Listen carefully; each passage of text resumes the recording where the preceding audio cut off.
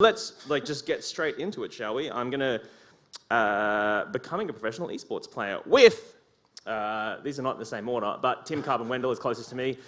Simon Swiffer, Papa Marcos, all good? Yep.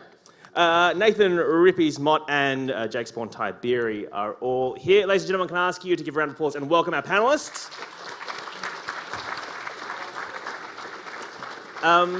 So we're going to be chatting about a few things today. A very, very brief history of esports in AUS. We're going to be talking about how to become a professional esports athlete or e-athlete. We're also going to be taking your questions. So there are going to be mics here towards the end. We'll get into that. So do think about what you might like to ask. But let's kick things off with a picture of PAX 2013. Let me start with you guys as the panel. Who was here at 2013? Any of you? Jake, Swiffer. Jake, how has PAX changed in 3 years?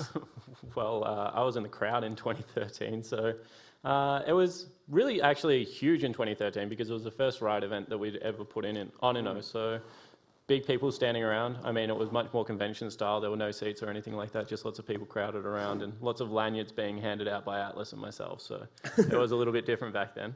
And Swift, when you were here in 2013, what capacity were you here as? As a player. As a player? Is your mic working? Apparently not. Luckily, we have too many mics on stage, so maybe we can just... yeah, mine's working. Do you want to try one? Can we bring that across and then just kind of everyone shift up one?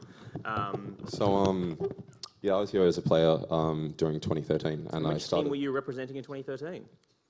Exile 5. Mm-hmm. Yeah. Mm-hmm. I don't think they exist in League of Legends anymore. Mate. They do? They're in the OPL, Simon. Challenger Series.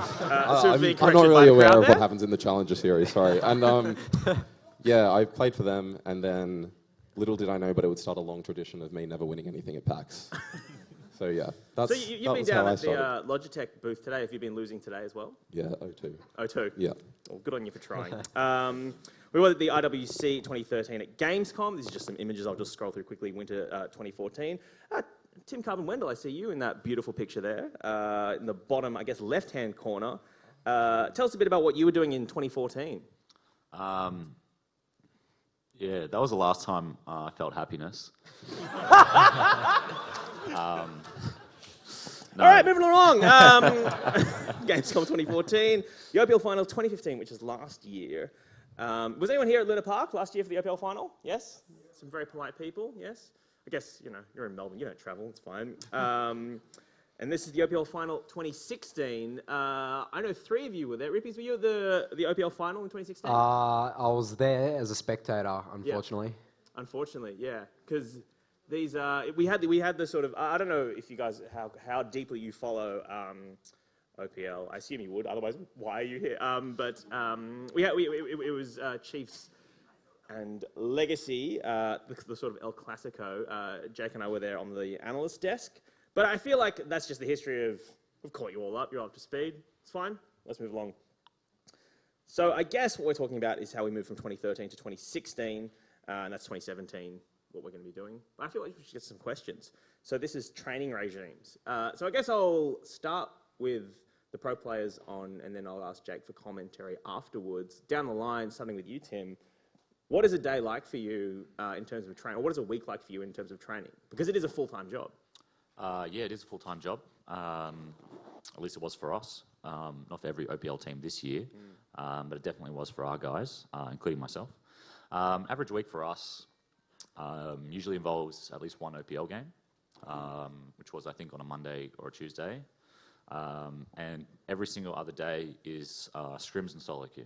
So we play on average 6 hours worth of scrims, and then probably, I'd say roughly around another 6 hours worth of solo queue, about 10 to 14 hours a day. There's outliers. Some people practice a lot more, some people practice a lot less. That's a usual day for us. Scrims, solo queue, a lot of VOD review. Sometimes we do media stuff, team building activities on the weekend. We like to do those. I think those are really important, kind of breaking the week up. One of the big things about living in a gaming house is you kind of get into a rhythm, which is both good and bad, because when you're in the rhythm, like you often find that you're playing really well, but at the same time, it's easy to lose track of time. And I find that the more breaks you give, the better you're able to kind of categorize what you've learned and not that you play for 3 weeks straight and then you start doing the same mistakes you were doing 3 weeks ago because you've now found a new problem that you need to try and solve. Yeah, I hear taking breaks after scrims to kind of stand in a circle outside really helps to break up like the monotony of scrims, right? Yeah, no, standing outside, dude, I'm all about standing outside. Like, there's nothing worse than playing a scrim and then just sitting there. Like, you need to, well, you need to get outside, I think. I think that's good advice for anyone, probably especially some of us here, because I'm one of you. But getting outside is really important, I think, especially just getting some sun. Like, so many of the guys just literally do not want to get up, and it's so hard to get them out. I don't know about what you guys do. I don't know if you have access to outside. No. We're pretty much kept like pent up in more or less like prison environment, and just forced to play because we have to come first, and if we don't, well, I mean, like we'll lose to you, and that's punishment enough, right? So yeah. Yeah, so we were, as Tim was saying, we were sort of, well, this year at least, we were we didn't have the team house, so it was more, I mean, our players were technically still full-time, but they're still playing online. We sort of didn't have the luxury of being able to, VOD review in person and all that stuff, so it was more just over TeamSpeak, which was sort of our virtual communication office. So is that likely to change in 2017 for you guys?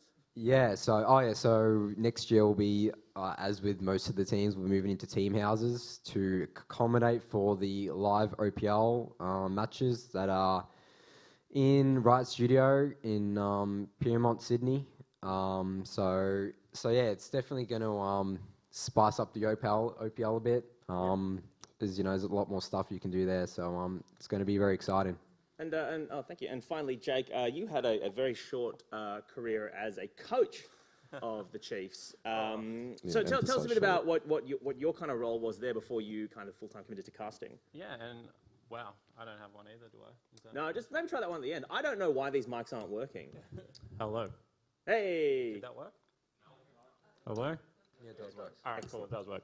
All right, cool. So as a coach, it was really strange back then because as Rippy was kind of alluding to, a lot of it was done over TeamSpeak, which is hard to coach players over TeamSpeak, honestly, because it's very hard to get respect in a virtual environment, first of all, with... even when you got, in between scrims, you just have, you're trying to coach the team, and then you have the players on Twitter, like, straight away, not listening, not taking in, what you have to say. So, in person in the team house, it's sort of like... you can see them, like, you can see this person who's on Twitter, while, say, for example, Jake would be, trying to tell them what, they were meant to be doing in that game instead of, the bad stuff. And that was the other thing that, like, we really struggled with is there's a big difference now between coaching and between being an analyst. And I think that I was a pretty good example of someone that was a good analyst, but maybe not a good coach because as a person, can be pretty blunt and direct with some of my criticisms, which people find entertaining on casting, but not very much so if you're playing on a team.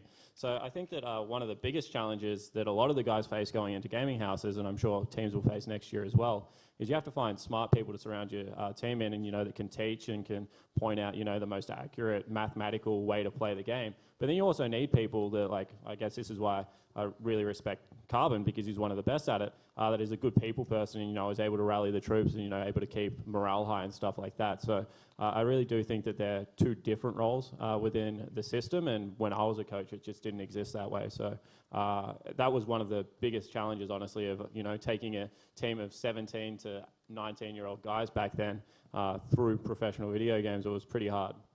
When you never win, raising morale becomes a pretty important skill to learn. Yeah. Speaking of rivalries, just so you guys know what's happening in the audience, the slides were made for a panel about esports, and now we're trying to focus. I think you're probably more interested in how to become a professional esport athlete, right? Is that kind of the vibe I'm getting from the title of the panel? Yeah? You don't care, do you? No, you just... most of you are here because your bus doesn't come till 7. That's fine.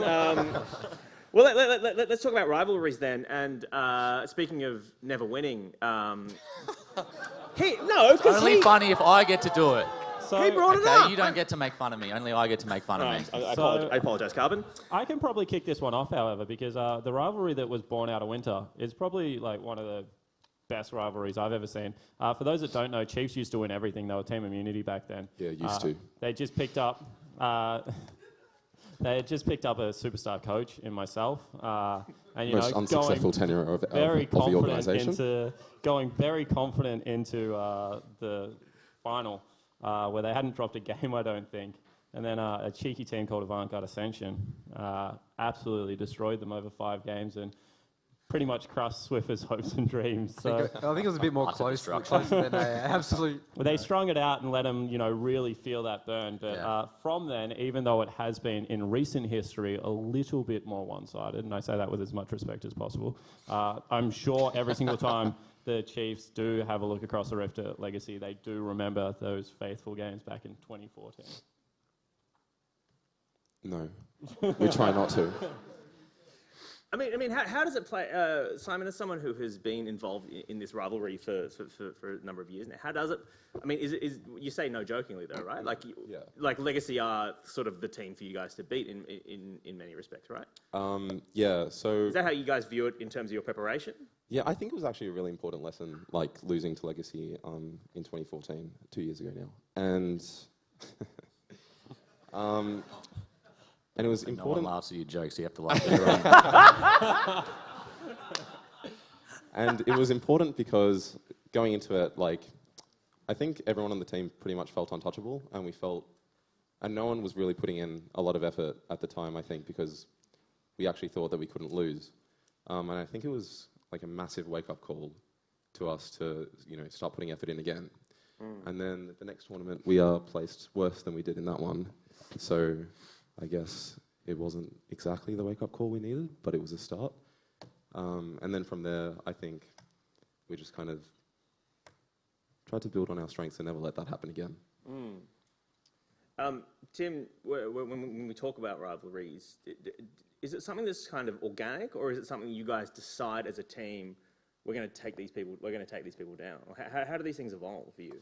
I don't know how rivalries generally. I don't know the answer, but I know for us at least, it was more organic. We never, coming into it, we were not. It wasn't like we were aiming for them or anything like that. We didn't have anything against them. In fact, I think most of us were friends with most of them at the time. You say "were" in past tense. Well, I mean, people get older.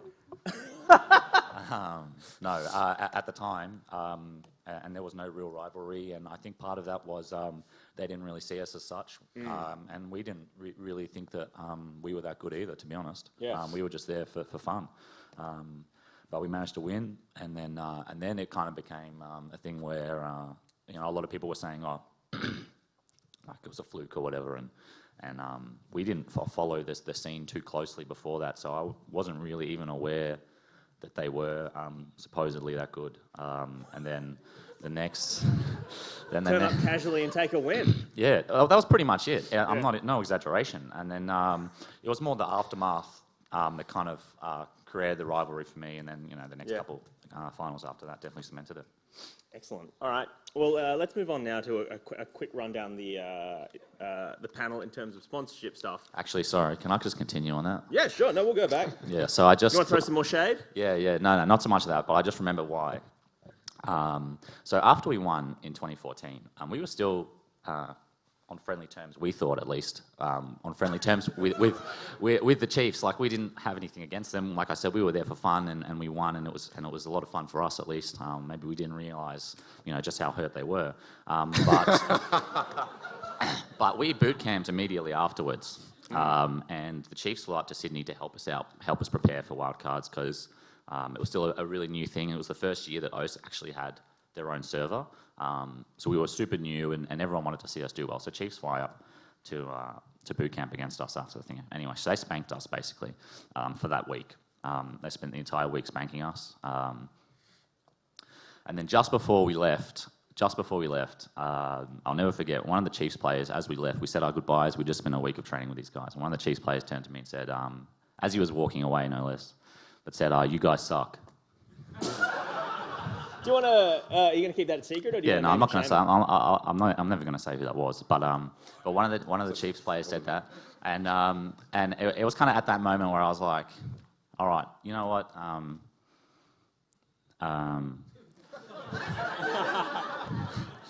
I look forward to playing you again.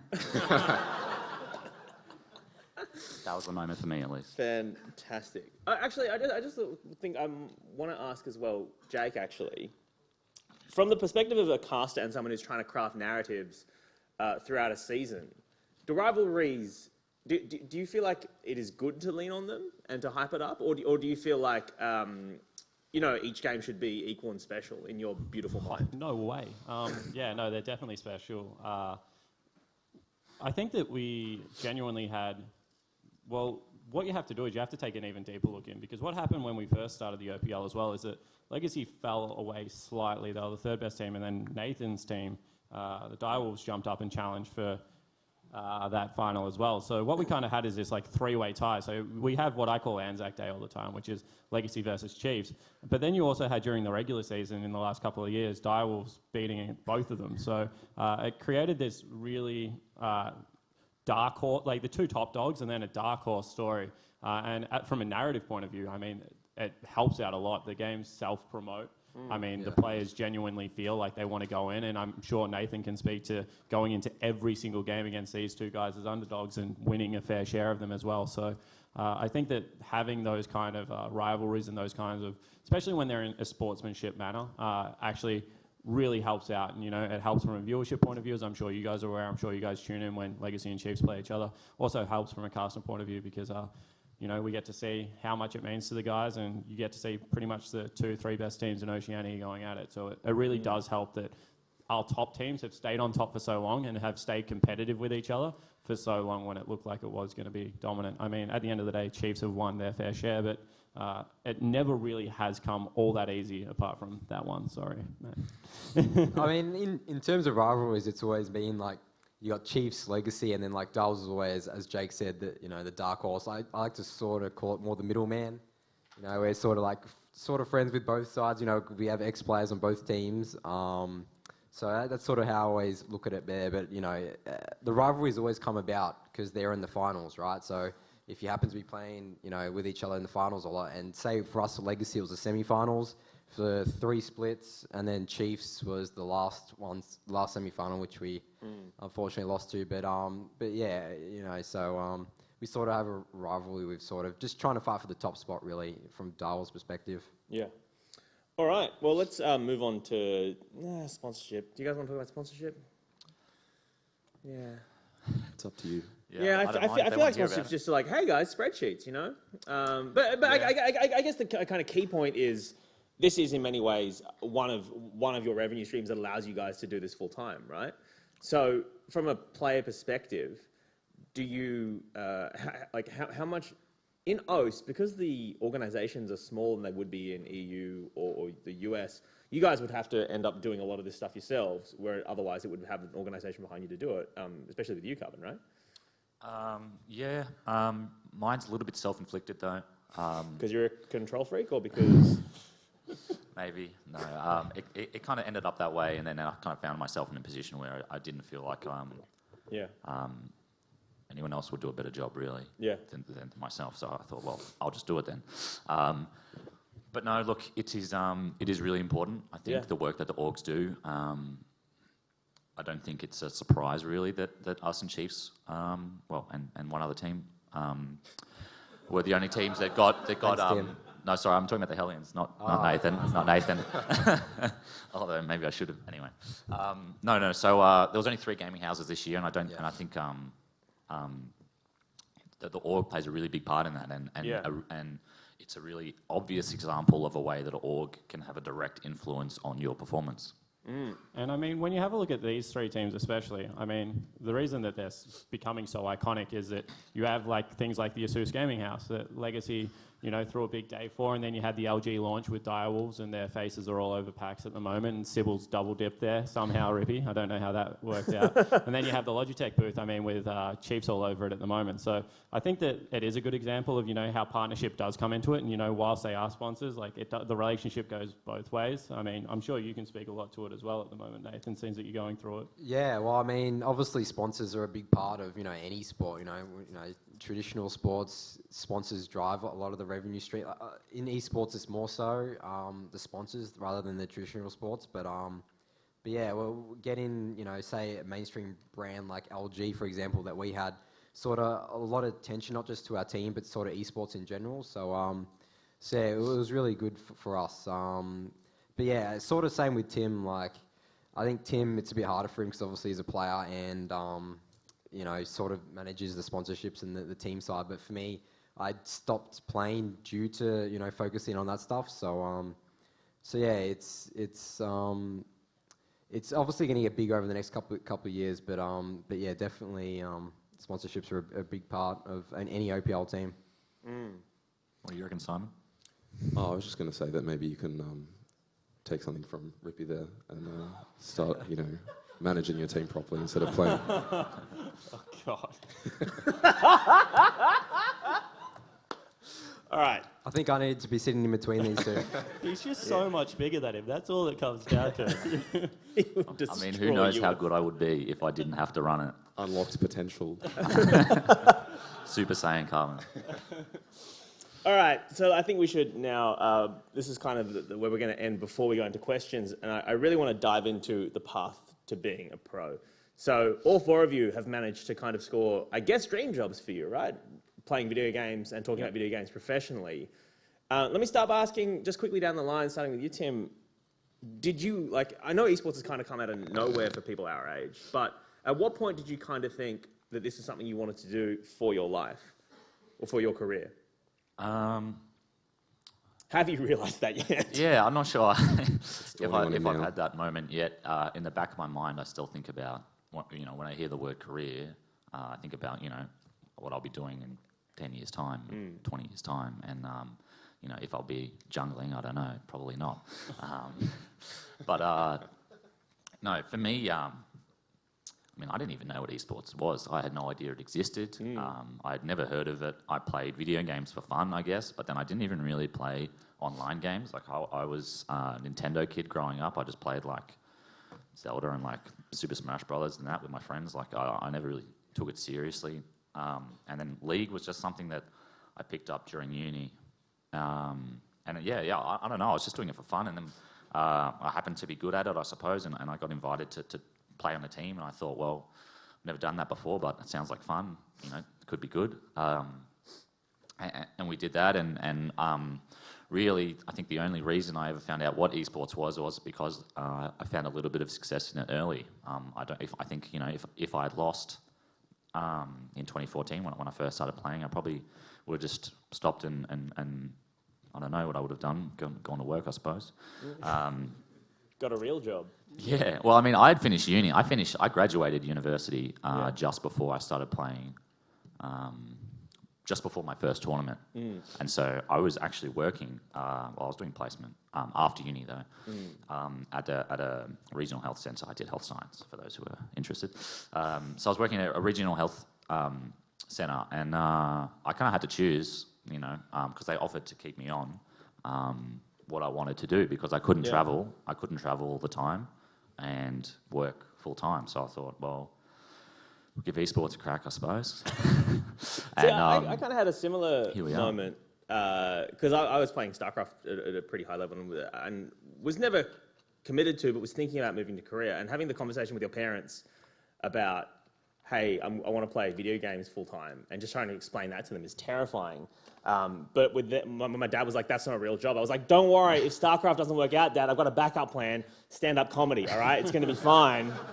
I've got this sorted. Well, he must have trusted you, because that's a pretty funny joke. Yeah. January 17, my comedy special comes out on the ABC. Please watch it. All right. 8 p.m. tonight, me, Dave Callan, Bal. Anyway,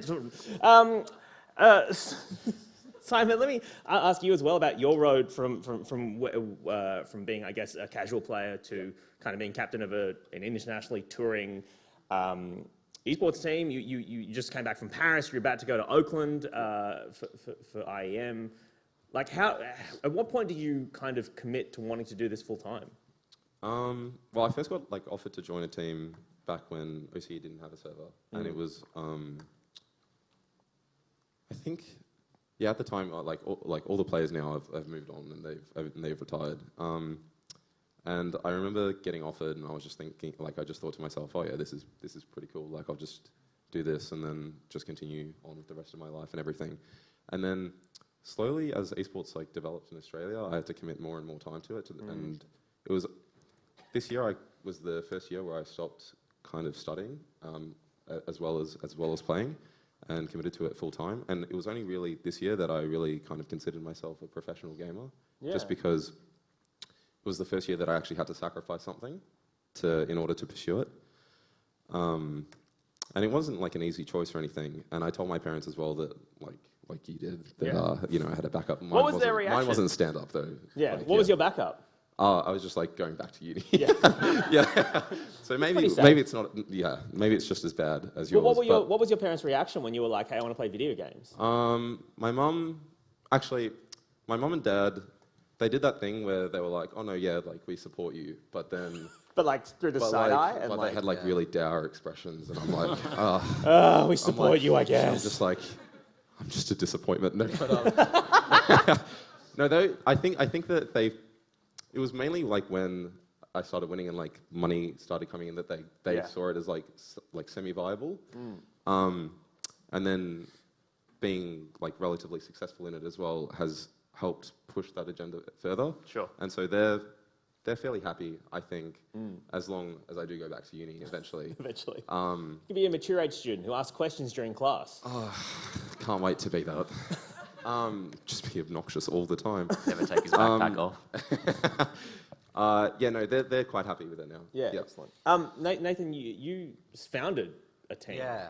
Well, I mean, it's pretty simple for me. So, as you know, everyone in this room, you know, we sort of started off playing games, and esports wasn't really a thing, as Tim was saying, but back in our day.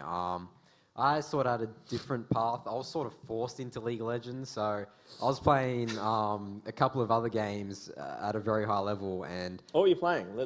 So back in the day, World of Warcraft Arena was like a big thing. So I was almost a rank 1 gladiator, which is like the highest level back in those days. And I was sort of playing with Americans.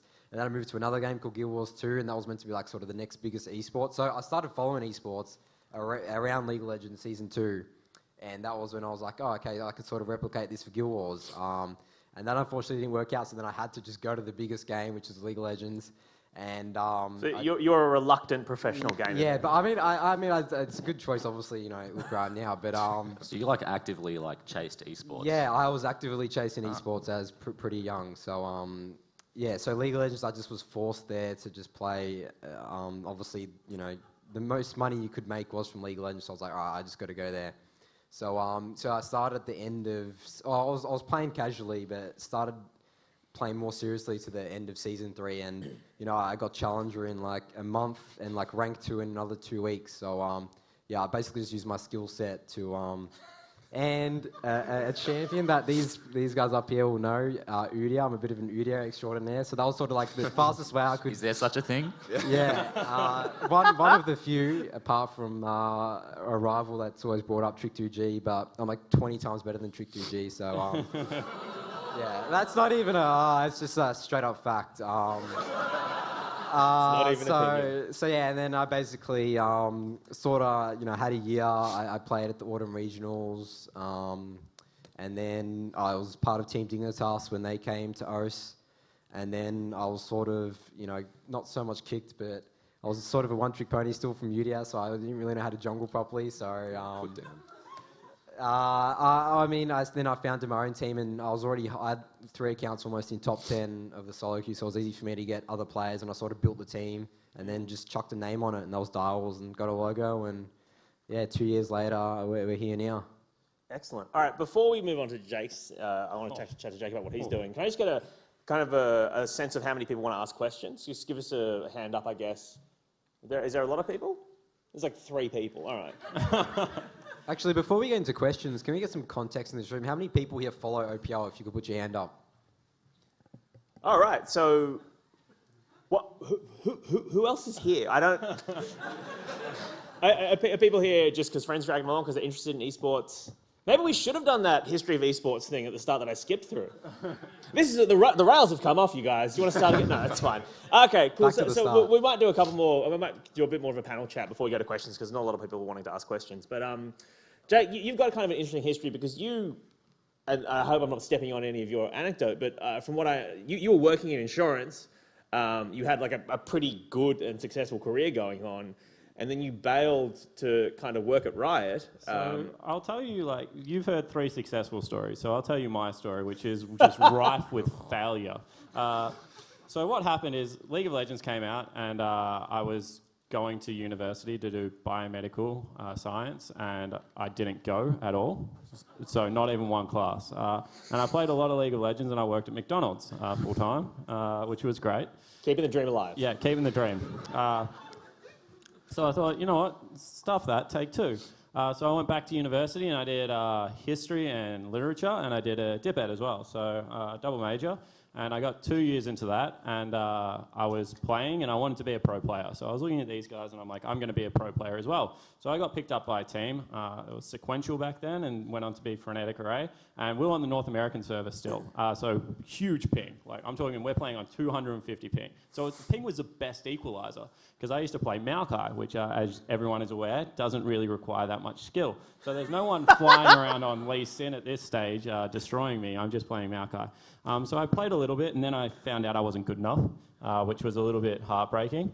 So I stayed at university, and then, you know, Atlas was one of my good friends from that, and he asked me to cast through the back of that. A team called the Chiefs asked me to coach. I coached 2 tournaments. They're the only 2 tournaments the Chiefs have ever lost. So then I stopped doing that as well. And I was actually dropped out of university for a second time as well, so I didn't finish any of that. And I remember the reason I dropped out of university was I was reading a book. It's called The Crying of Lot 49. Do not read it. It's 150 pages of torture. And so when I used to read books that I couldn't actually get through because I'm a quick reader, I would run myself a bath and I would read the book in the bath. And I dropped the book in the bath because I fell asleep. So I walk into my parents' room, like in a towel with a soaking wet book, and I'm like, I can't do this anymore, I'm dropping out. And Dad was like, all right, you can go work in insurance, because he's an insurance agent. So shoehorned me into a corporate gig. So this is complete nepotism then? Yeah. Anyway, so that went on for a couple of years. I was shoutcasting at the same time, and then I ended up leaving that for Riot Games. So pretty much the way you become a shoutcaster, in my opinion, is be bad at everything else you want to do in life. Yeah. And then No, you make the switch. Yeah. Eventually, you will find that one thing that you're actually okay at. It's a process of elimination. 100%. So I found out what I didn't want to do, and now I know what I do want to do. So it was one of those things that, in all honesty, I really wanted to be a pro player, and I hung around teams a lot. I spoke to a lot of people that were very high level at the game, and I could never press buttons as well as them, but I thought I could think as well as them. And I can also talk. So that's where shoutcasting kind of came into it for me, because there was just double play-by-play back in the day. I don't know if anyone remembers it, but the way a colourcaster came around, at least in Oceania, was Papa Smithy used to play in tournaments, get eliminated really early, and then Pastry Time would make him sit on the desk while Pastry Time yelled. So it was actually just an ex-pro player, and using the term very loosely, like incredibly loosely, that is kind of how I got into shoutcasting. Yeah.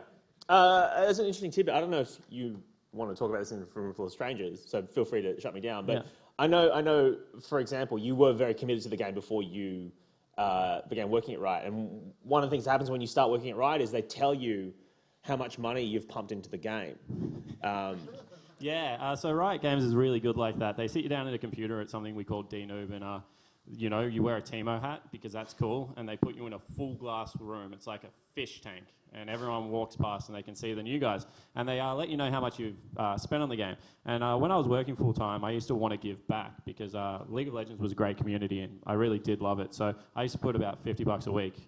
Jenna, block your ears. So I'd spent over $3,700 on this game. That's a lot of Big Macs. For example, they used to, when I started, we don't do this anymore, but we used to give unlocked accounts. And the guy looked at me and he was like, do you really want to use your unlocked account on this one? Because I feel like you're like 75% of the way there. You just finish it off yourself. Of course, we don't do that anymore. We pay, people don't know this, we play like players, so we have to put money into it as well. But yeah, that's what I was doing beforehand. All right. Well, let's, I think, move it on to questions. So we've got mics set up there and there. If people want to make their way to those microphones to ask questions. I found the best way to kind of make this work. We'll start with you, sir. But the best way to make this work is trying to introduce yourself, and then kind of ask the question, and also just sort of either direct it to the whole panel or just say who you're asking it to. So we'll start off with you, sir. Yeah, right. Hello? Yeah, cool. Hi. Whatever, you can hear me. Yeah. Basically, I don't watch esports. I don't even play League of Legends. But what I am interested in is how much effort you put into your physical and mental health. This is really interesting. Well, let me start with you, Carlin, because I've spent some time, a very limited amount of time at the Legacy House, and you guys actually have a sports psychologist who comes and works with you, right? Yeah. I personally take mental and physical health extremely seriously. Being a health sciences graduate, I think it also has a pretty big impact on performance. So at Legacy, I do my very best to be able to provide an environment where players ultimately have the best tools to take care of themselves. I don't force people to do anything. I'm not forcing anyone to go to the gym. I'm not forcing anyone to eat right. But the food I provide generally is healthy. I make gym access easy. And we did engage a sports psych this year to help us through some of the mental things. Swiffer or Rippies, do you guys want to get in on that at all, talking about mental and physical health? Yeah, I mean, I mainly agree with Tim there. Yeah, it's just physical and mental health is just crucial to performance as a player. Engaging, so sports psychology is an interesting one because no one's really cracked. Over in North America, it's sort of becoming more popular now. But I think that we'll definitely see over the next couple of years, like esports, psychologists, and sort of the merge between traditional sports and esports. But yeah, to answer your question, yeah, it's really crucial to any player. If you want to play at the highest level, yes, and that's sort of the way we're going to crack, that international stage. So, I think we already have. Yeah, well, yeah, technically, Who are you playing against? but not really. But And I think, just beyond that, even beyond playing, I think that physical and mental health is important if you want to do anything at the highest level. So Absolutely, yeah. Shoutcasters all go to the gym together as well. And the biggest thing about esports that I will point out is it's not something that you can't get injured in. I've seen so many players that have bad wrists. I mean, Tim's been through it with Tally. Jat, who a lot of people know internationally, Joshua Jat Leesman, he's one of the casters. He's just had his wrist completely reconstructed and had to not play video games for 9 months. He had tendonitis, he had all of his tendons shaved off, and he's had to do strength conditioning exercises to get back into it because he used to play like a dinosaur, in his words.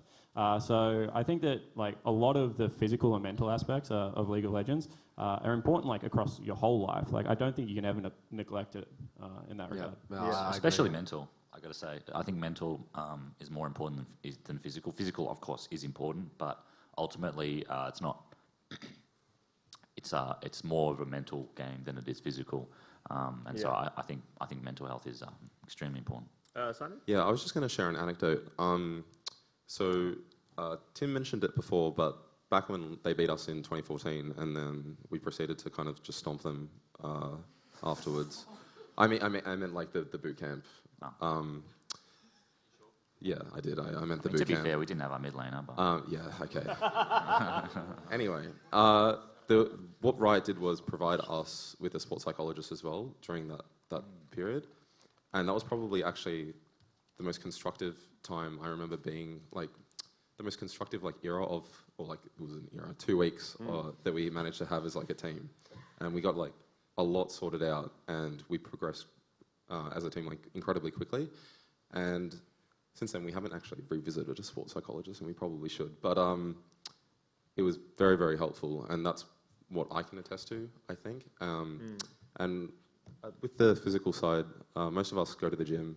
We still have a few spaghetti arms on the team, but that's fine. We're trying to convert them, and yeah, that's it. That's kind of my. I want to just share a very, very quick thing from my perspective as well. The new FIFA came out, right? And I played it for 13 hours straight, just grinding seasons because I'm an idiot. And I got up at the end and tried to move my neck and couldn't. And the next day I had to drive to Canberra to do some stand-up gigs, and so I was doing stand-up it was fucked, right? And then, so the next day I was like, oh, I'm going to go get a massage done, to maybe loosen up the muscles, right? And so I turned up to the massage, and there's this very small Thai lady. She's like, oh, how did you hurt your neck? and I freaked out and just straight up lied to her. And I was like, oh, I was playing basketball? Like, I haven't played basketball in 20 years. I don't know what I'm doing, right? And then she's like behind me and like holding my shoulders and neck, and she goes, oh, really? Usually this kind of injury is from too much computer. And I was like, oh, I don't know what you're talking about. Just like straight up sprung. Anyway, sorry, that's, thank you for the question, and we'll move on to here. Hi there. My question is, I've recently moved over here from Europe, and from what I understand that you guys are a wildcard league, do you guys ever feel that you're put down by the other leagues because you're a wildcard league and looked down upon? Does anyone want to volunteer an answer? Well, why don't we go to everyone on this, because I feel like you guys are pretty united on this front. I actually think that's why wildcard teams are able to almost consistently take games off of teams at Worlds, because we're just kind of chronically underestimated. Yeah. So yeah, that's Yeah, we that's just what I saw think. like one of the CIS teams, Yeah. Nox Luna, just take down a top Korean team. Well, I mean, like ANX, like in the most recent kind of Worlds, managed to make it to quarterfinals. Yeah, quarters. Yeah. So And Ints beat EDG as well. Yeah. So Yeah. And it's kind of really funny because as a shoutcaster, having seen it firsthand, talking to the teams, they kind of like wildcard became this slur where like it meant second class, where really what a wildcard means is like anything can happen. And that's why ANX was so fun to watch, because like they didn't even know what was going to happen in half of those games. Like you talk to those guys, and no, they're legitimate. They're like, I think it was a miracle in one of his interviews was like, if you don't know what you're doing, the enemy doesn't know what you're doing. So Just that's his quote. straight up fire strategy. He's not saying that like he doesn't like understand how to play the game. It was just like they had gone that deep into the tournament that they didn't have a game plan like, oh, once we get to quarterfinal, we've hidden all these picks. It was just like, all right, what's the next thing that we know how to play? What's the next thing we know how to play? They're banning out Brand. Okay, well, let's move on to Zyra. Let's move on to this. So like, they really did reclaim it as like wild card, as in like the blue shell that just gets launched up Mario Kart to take someone out. Excellent. Thank you for your question. Let's go over to Isa. So I'm just curious, how much time did you put into games before you went professional? I mean, Nathan here said he went Gladiator and WoW. I assume that would have taken a very long time.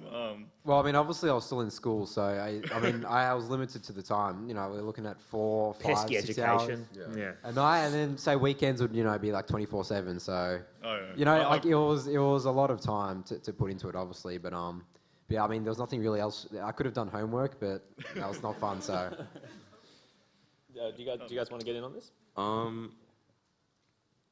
no, I'm okay. I'll pass on this question. Carbon, how much time have you spent playing video games? Because you're quite a high-level Smash player as well, right? Yeah. Before I played League, before I was a pro League player, sorry. I mean, I played League since season 1, I think. Yeah. So I've been playing League for a while. So I played League, I suppose, for a while before I was a professional player. And I had phases. You know, I stopped playing for 6 months at one point because my grades were slipping. And then as soon as I got my grades back up, I was playing like 8 hours of normal games on a Saturday afternoon. So for me, it varied a lot. Yeah. But but across the board, it takes a lot of time to get.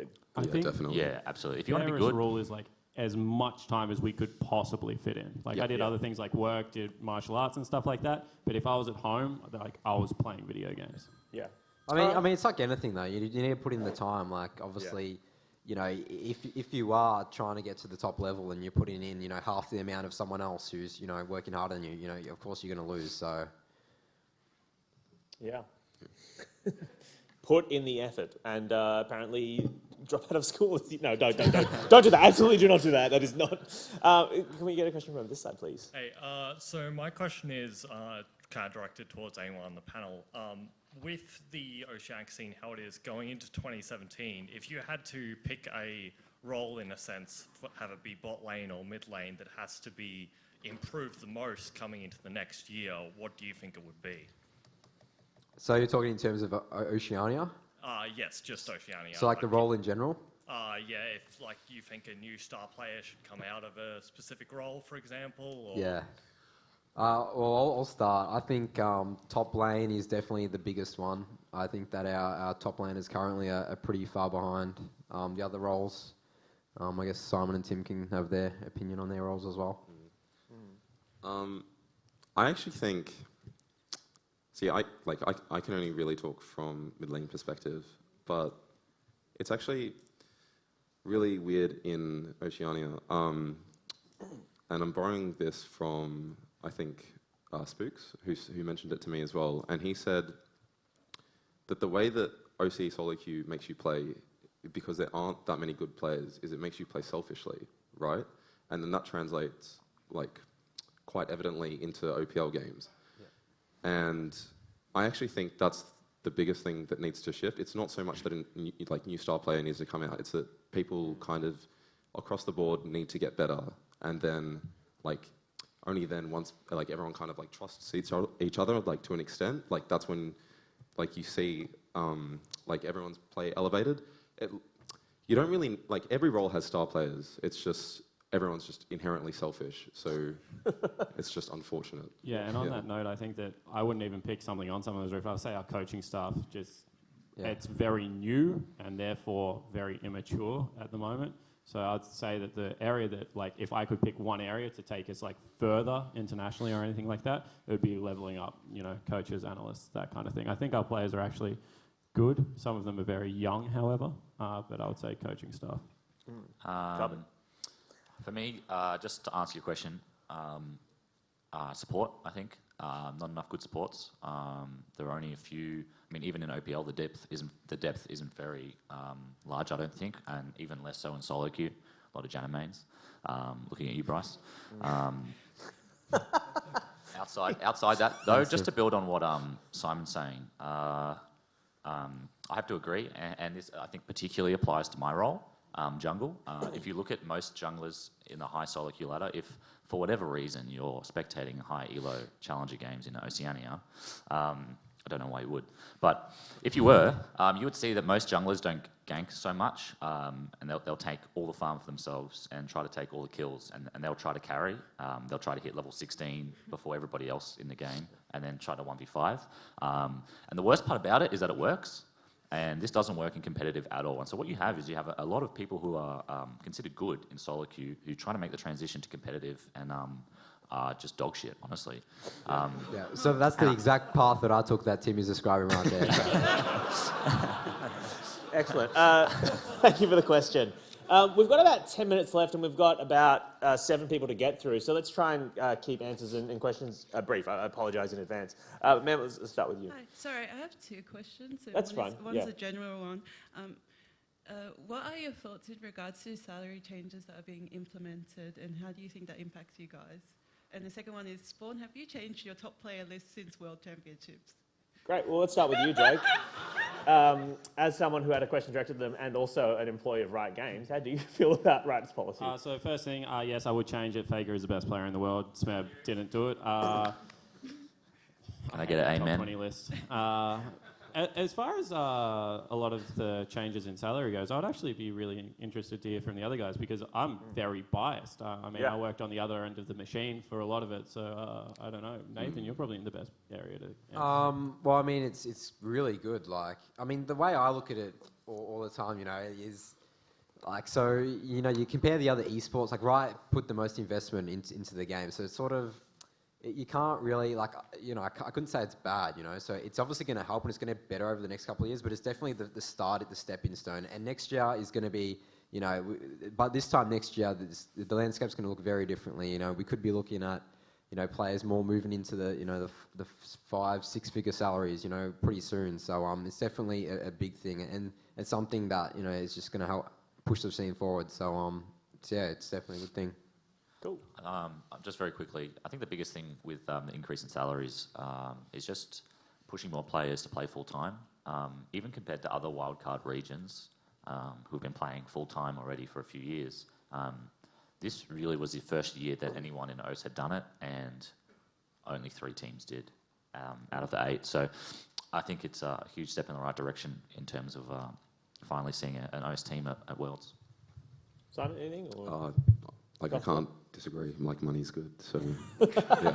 Sick. Thanks. Thank you for the question. So, over here. Oh, yeah. Hey, young guys. Thanks for the panel, by the way. It's fantastic. Just wanted to, in the history of esports, you normally see great personalities not perform super well. Like, like the best thing I can think of is like Idra in StarCraft 2 days. He was like a really good personality. yeah, you know what I'm talking about here. Yeah. But he just sucked at tournament. How much, and when we do see people win and do really well, you try to get them on camera and it's like, hey guys, blow up for us, and you got static, sort of not really great personalities winning big cups.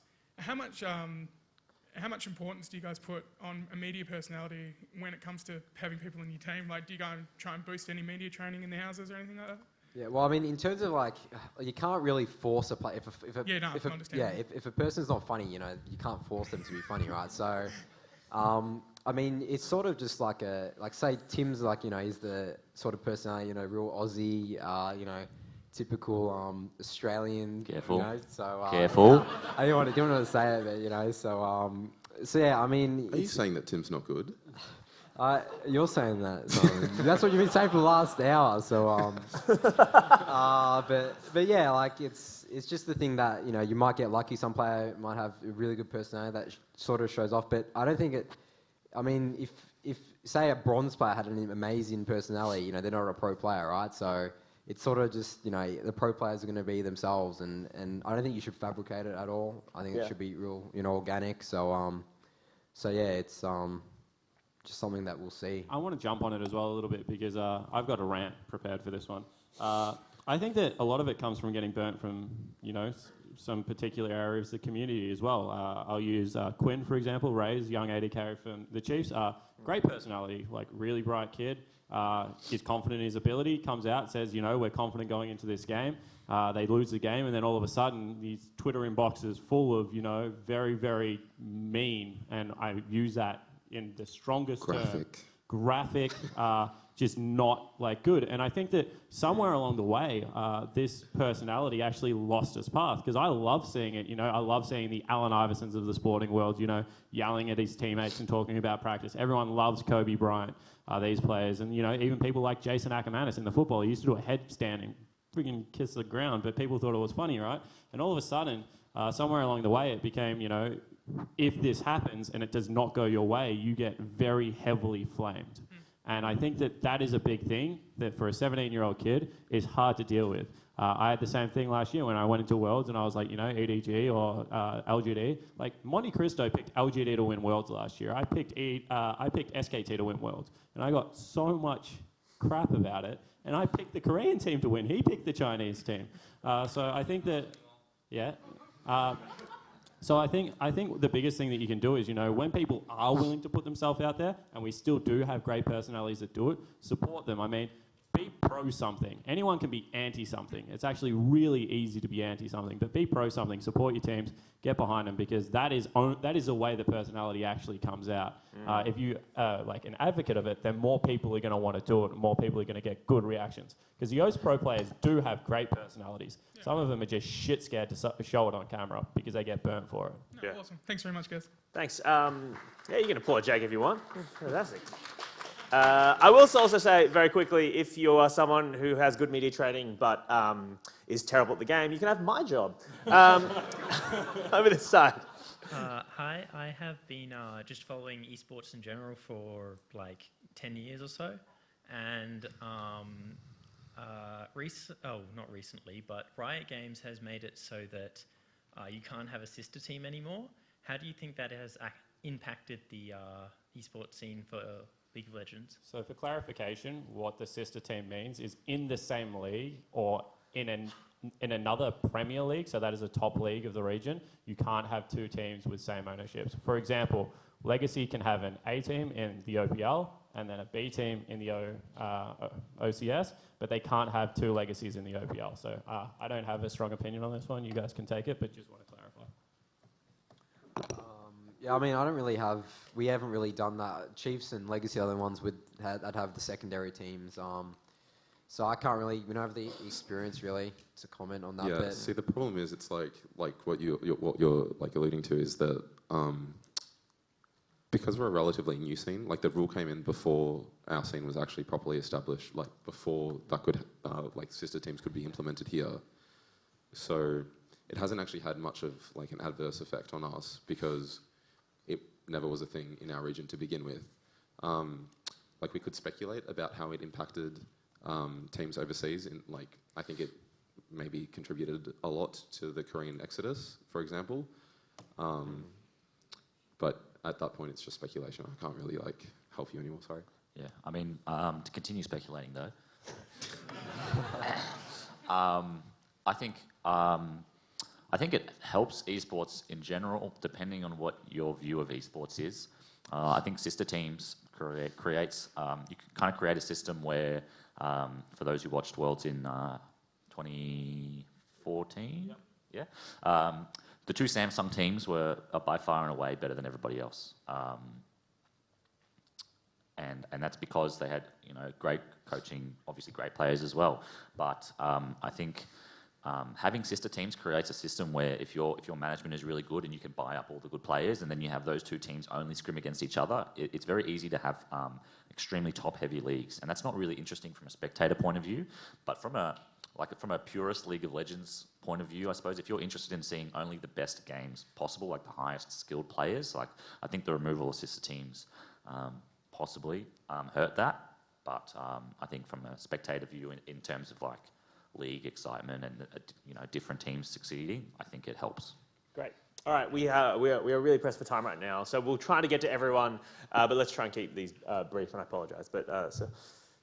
What do you think are the most important things to do to play consistently in solo queue? That's good. Let's keep this real quick down the line. One thing each. What is the most important thing to do to maintain consistency in solo queue?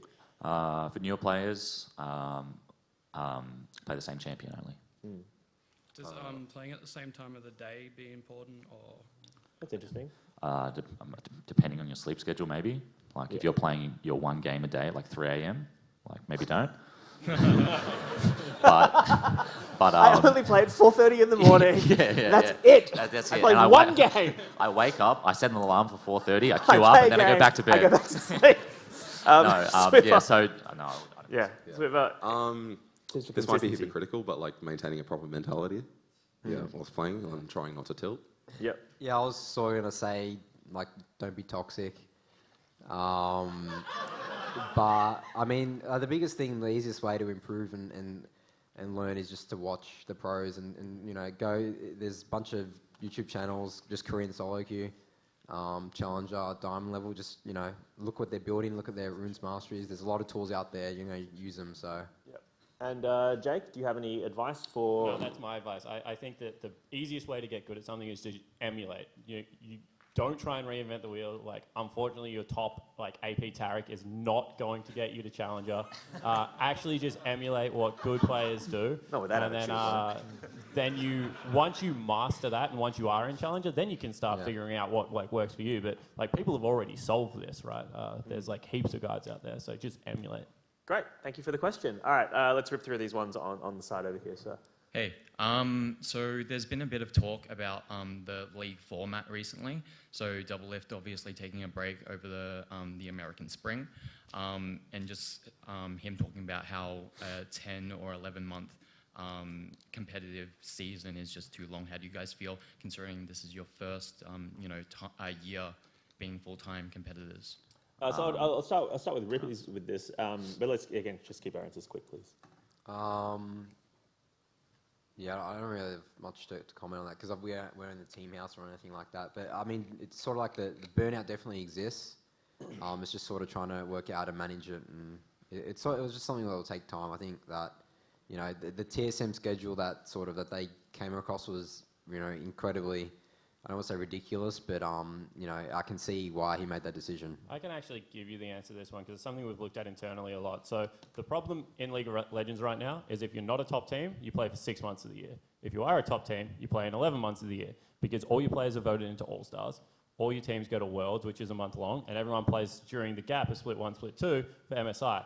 So what we are trying to solve for is a system that allows that to not be peaks and troughs and for that to plateau out so that there is more competition for mid and lower tier LCS teams and wildcard teams at the moment. And then, you know, that the top teams, you know, they still go to the prestigious events, but they don't have to go to every event. So that's kind of how we're looking at it. It's too many for the top teams because 11 months is too much. 1 month break on anything is going to burn you out. But for a team that isn't, like Unicorns of Love, for example, they're only playing 3-month split, which isn't all that much when you think about it. Cool. So that's kind of how we look at it. Excellent. All right, thank you for the question. Let's rip through these last two because we are out of time. Hey, Adam from okgames.com.au, selfless plug. What do you think now that the major teams in OS are getting team houses? What do you think the next big step to closing the gap between us and NA and EU is? It's good. I actually think we covered this before when Jake mentioned the leveling up coaching. I think support infrastructure would probably be the next thing that you need to look at. Because once you have an environment where you can facilitate the players to play to the best of their ability, they won't be able to hit that unless they get the required support. So that's probably it. I think playing overseas is really important. One of the big disadvantages that we have here is that we're not geographically close to anything. All the other wildcard regions are. So if you look at like Turkey and Russia, they both play on EU West. Japan and C both play on the other Asian servers, China, Korea, Taiwan. I think Brazil and LATAM, I think, are the only ones who play like us on their own regions. I mean, but even LATAM could play in Brazil, which is a bigger region again. We're the only region that is truly alone, and I think getting more teams international and then bringing what they learn back here will help a lot. Fantastic. All right, thank you for the question. This is the last question of the night. Thank you guys so much for coming. And just wanted to know for you guys personally, what players do you look up to the most, like internationally, that you watch to learn from, or even just for fun to watch some of their games? Mine was always Diamond Prox. Early on, he kind of invented counter jungling, and I was kind of amazed by that, and I've always tried to kind of emulate that. That's who I wanted to play like. But recently, I have to say Pengi. I mean, the guy keeps coming back from the brink of retirement and just putting on an absolute show every time he's required. So he's been a star, I think. I mean, I think my answer's pretty obvious. I'm just going to say Faker. Makes sense. Yeah, like Faker, Bjergsen are the two players that I really look up to. I think just because they're pretty unsurpassed, like they're almost flawless in what they manage to do. Crown now, like I've started to like really look into him as well, just because of his world's performance. It's just like what I really like value in a player, which is like playmaking and consistency. So yeah, that's what I look up. Those guys are who I look up to. Yeah, Bjergsen for me more is the way he's like sort of evolved and like built his brand, and the sort of leadership role that he has with TSM now. Looking at it from more a business perspective, he's built like one of the biggest followings. He's like a superstar right now in esports. So seeing him come from nothing 2 years ago from Copenhagen Wolves to TSM, it's been a exciting transition to sort of see him grow. Obviously, as some, they're still almost a flawless player. So yeah, that's my pick. Yeah, I'll give you a shoutcaster because obviously I don't play. I look up to Deficio. We both speak English as our second language. I speak Australian. He speaks Danish, and he managed to absolutely nail that. In fact, I got multiple tweets that people could understand him more than they could understand me at Worlds, so that was great. But in all honesty, he's like a scholar of the game. He's probably the smartest person about League of Legends ever.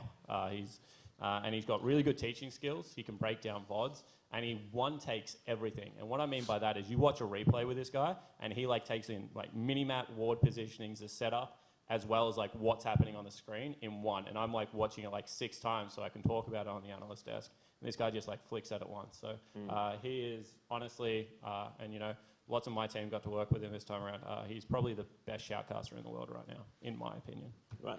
All right, well, the last thing I would like you guys to do is to give a round of applause and thank our panellists for this evening. Thank you guys so much. If you're hanging around, I'm doing a comedy show at 8 p.m. in the Wombat Theatre. You can come, get some lols. Otherwise, are you guys going to be hanging around for a bit? You want to chat with people, or, yeah? Yeah, sure. If anyone wants to come hang, feel free. Otherwise, thank you guys so much, and thank you to PAX and GameSpot for having us. Cheers.